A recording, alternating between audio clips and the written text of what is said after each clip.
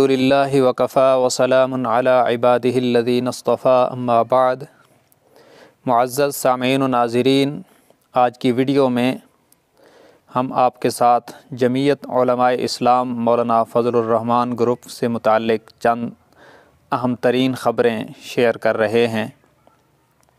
معزز سامعین، 19 دسمبر کو خیبر پختونخوا میں بلدیاتی الیکشن کا پہلا مرحلہ ہوا، جس میں الحمدللہ جمعیت علماء اسلام نے نمایاں کامیابی حاصل کی اور تقریباً 20 سیٹوں پر تحریک انصاف کو شکست میں مبتلا کیا۔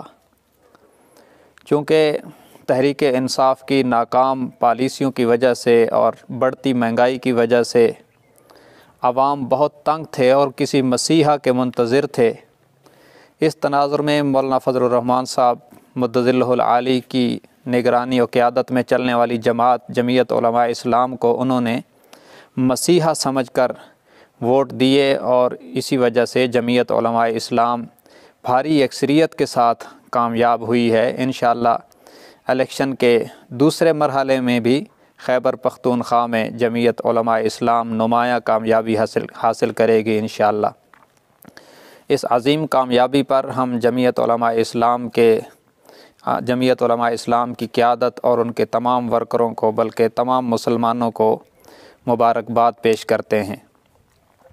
دوسری اہم ترین خبر یہ ہے کہ گزشتہ دنوں خانقاہ سراجیہ کندیا شریف میں جمعیت علماء اسلام ضلع میاں والی کا اجلاس ہوا، جس میں نئی باڈی تشکیل دی گئی ہے، جس میں خواجہ سعید احمد صاحب ضلعی امیر اور مولانا عثمان علی فاروقی صاحب مدظلہ العالی ضلعی سینئر امیر مقرر ہوئے ہیں، اور دیگر عہدوں پر بھی تعیناتیاں ہوئی ہیں۔ ہم اس باڈی سے اچھی توقعات رکھتے ہیں۔ ہم امید کرتے ہیں کہ انشاءاللہ پہلے سے بڑھ کر جمعیت کے کام کو یہ نئی باڈی اٹھائے گی، اور بالخصوص مولانا عثمان علی فاروقی صاحب جو ترجمان اہل سنت ہیں، ہمارے نظریاتی ترجمان بھی ہے، تو اب الحمدللہ ہمارے سیاسی ترجمان بھی منتخب ہو گئے ہیں جمعیت کے پلیٹ فارم پہ آنے کے بعد۔ تو سب سے زیادہ میرے خیال میں ہم اس باڈی میں ان سے امیدیں وابستہ رکھتے ہیں کہ وہ جمعیت علماء اسلام کے کام کو بہت زیادہ اٹھائیں گے۔ انشاءاللہ عوامی سطح پر جمعیت کو پذیرائی ملے گی۔ ان کے علاوہ حضرت مولانا مفتی کفایت اللہ صاحب جو سالار مقرر ہوئے ہیں، وہ بھی ماشاءاللہ عوام دوست آدمی ہیں، اور ان سے بھی ہم بہترین اور اچھی توقعات رکھتے ہیں۔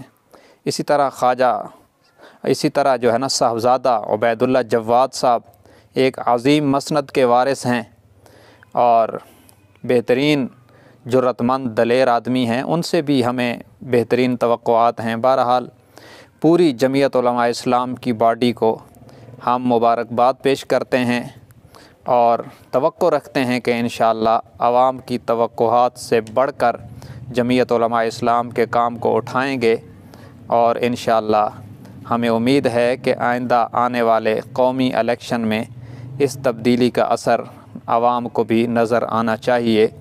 اللہ تبارک و تعالی ان تمام عہدیداران اور کارکنان کو دن دگنی رات چگنی ترقی عطا فرمائے۔ وآخر دعوانا ان الحمدللہ۔